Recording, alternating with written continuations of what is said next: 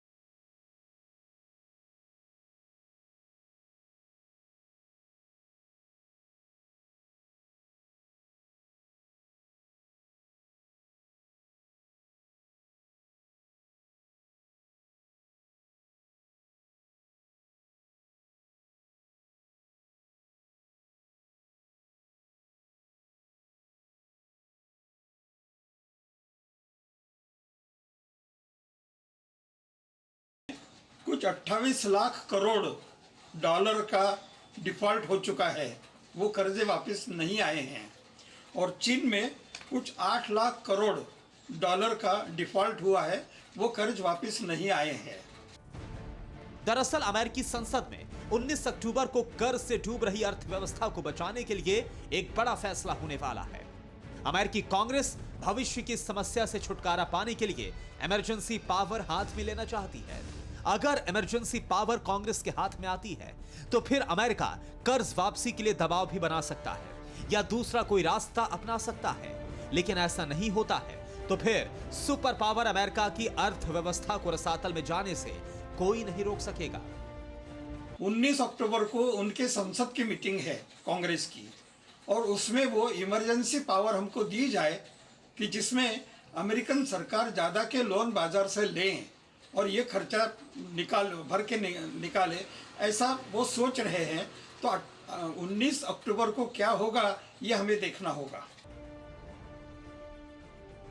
अब सवाल यह है कि अगर अमेरिका और चीन वाकई बड़े संकट में है तो ऐसे हालात हुए कैसे? क्या पूंजीवादी व्यवस्था में अपना दायरा बढ़ाने के लिए अमेरिका और चीन ने कर्ज देने में किसी भी तरह की सावधानी नहीं बरती, या कारण कुछ और है? अमेरिका चीन के बिगड़े हालात के 3 कारण हैं। पहला, कोरोना के कारण अमेरिका चीन का खर्च बढ़ गया। दूसरा, पूंजीवादी अर्थव्यवस्था में दोनों देशों ने धोखा खाया है। और तीसरा, कर्ज वसूली के लिए वैश्विक कानून रोड़ा बन गया। यानी रकम तो दोनों ने लगा दी, लेकिन वो रकम वापस नहीं आई और मुश्किल बढ़ गई। उसकी परमिशन कांग्रेस नहीं देती तो नया पैसा लाएंगे कहां से? ये अमेरिका का प्रॉब्लम है। और चाइना का प्रॉब्लम ये है कि चाइना ने आज तक कुछ 42 देशों में लोन दिए हैं और वो लोन वापस नहीं आ रहे हैं।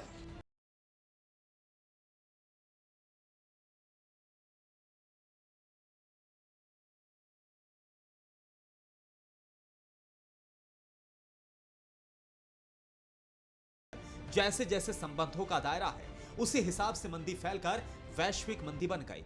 अब सवाल यह है कि इन हालातों के नतीजे क्या होंगे, इसे भी समझिए।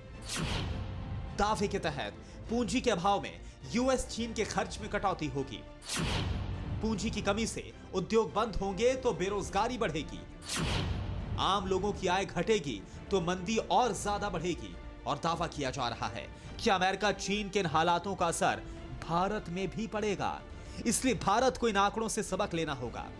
उद्योजकों के हाथ में पैसा न होने से उन्होंने कारखाने बंद रखना, बेरोजगारी होना, मजदूर बेरोजगार होना, उनकी आय कम होना, उससे और मंदी बढ़ जाना, ये चीन और अमेरिका दोनों जगह हो सकता है और उसका परिणाम करके भारत में भी हो सकता है।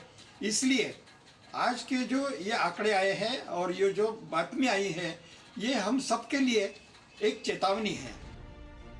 हालांकि अभी अमेरिका और चीन के रुख पर निर्भर है कि इस वैश्विक मंदी से कैसे निपटा जाएगा। मुमकिन है कि अमेरिकन कांग्रेस को स्पेशल पावर मिल जाएगी जिससे संकट से उबरा जा सके और चीन भी कोई बीच का रास्ता निकाल लेगा। लेकिन ऐसा नहीं होता है तो फिर संकट गहरा जाएगा। Bureau report, TV9 Bharatvarsh. Uttar Pradesh का हाल, 5 साल कितने कमाल। यूपी किस पर राजी? क्या अखिलेश पलटेंगे बाजी?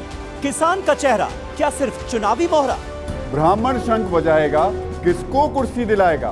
ओवैसी का प्लान, किसकी तरफ मुसलमान? साल 2022 के चुनाव का सबसे बड़ा मंच देखिए TV9 भारतवर्ष सत्ता सम्मेलन उत्तर प्रदेश 4 अक्टूबर सुबह 8 बजे से लगातार सिर्फ TV9 भारतवर्ष पर।